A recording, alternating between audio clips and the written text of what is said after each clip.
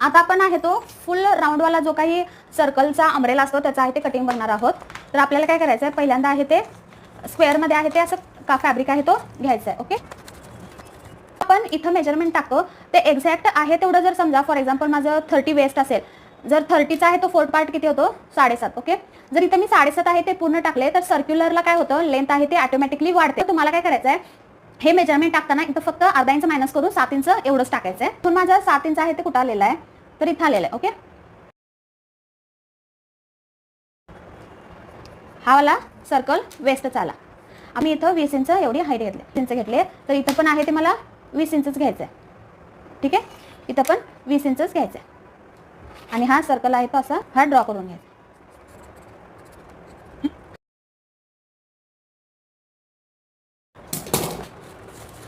हो, असं आहे ते इथं वेस्ट आपला इथं जॉईन होणार. ठीक आहे.